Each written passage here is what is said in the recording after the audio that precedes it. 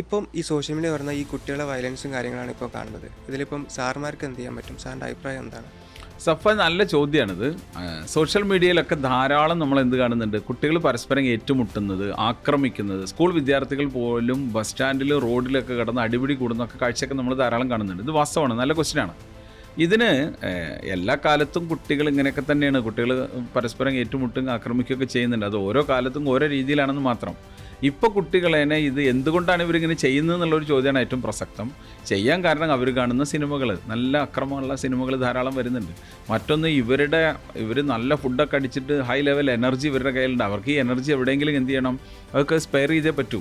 പിന്നെ സോഷ്യൽ മീഡിയയിൽ പരസ്പരം ഇവർ വെല്ലുവിളിക്കുകയും ഏറ്റുമുട്ടുകയും ധാരാളം ചെയ്തിട്ടാണ് അവർ റോട്ടിലേക്ക് ഇറങ്ങുന്നത്. ഇങ്ങനെ സൊസൈറ്റിയിൽ ഉള്ള എല്ലാ കുഴപ്പങ്ങളും കുട്ടികളെയും ബാധിക്കുന്നുണ്ട്. അതാണ് അതിൻ്റെ ഒരു പ്രധാനപ്പെട്ട കാരണം. ഇതിന് പരിഹാരം എന്ന് പറയുന്നത് അധ്യാപകരുടെ ഭാഗത്ത് നിന്ന് ചിന്തിച്ച് നോക്കുമ്പോൾ ഇത് ഉണ്ടാകാതിരിക്കാൻ നമ്മൾ എന്താ അധ്യാപകർ ചെയ്തിരിക്കുന്നത്? അധ്യാപകർ കുട്ടികളിൽ ലീഡർഷിപ്പ് സ്കില്ല് വളർത്താൻ എന്തെങ്കിലും ചെയ്യുന്നുണ്ടോ? വളരെ കുറവാണ്.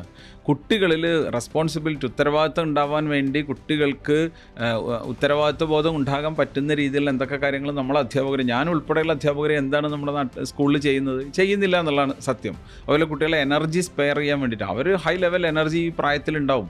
അത് സ്കൂളിൽ തന്നെ ചെലവഴിക്കാൻ പറ്റുന്ന രീതിയിലുള്ള ഫിസിക്കൽ ആക്ടിവിറ്റീസൊക്കെ എത്ര കണ്ട് നമ്മൾ ചെയ്യുന്നുണ്ട്? വളരെ കുറച്ചേ ചെയ്യുന്നുള്ളൂ. എല്ലാ സ്കൂളുകളിലും എന്തില്ല, ഇത്തരത്തിൽ അക്രമങ്ങളില്ല. ഏറ്റവും മികച്ച രീതിയിൽ അധ്യാപകർ കുട്ടികളെ നല്ല ഉത്തരവാദിത്വവും ലീഡർഷിപ്പും ഒക്കെ ഉള്ള കുട്ടികളാക്കി വളർത്തുന്ന അധ്യാപകർ ധാരാളമുണ്ട്. അവിടെയൊന്നും ഇത്തരത്തിലുള്ള അക്രമങ്ങളൊന്നുമില്ല. അക്രമങ്ങൾ ഉണ്ടായിട്ടുണ്ടെങ്കിൽ ഉത്തരവാദിത്വത്തിൽ നിന്ന് ഞാൻ ഉൾപ്പെടെയുള്ള അധ്യാപക സമൂഹത്തിന് മാറാൻ പറ്റില്ല. അധ്യാപകർ തന്നെ വിചാരിച്ചാൽ ഒരു സംശയവും വേണ്ട, കുട്ടികളുടെ അക്രമം തീർച്ചയായിട്ടും നമുക്ക് നിർത്താനായിട്ട് സാധിക്കും.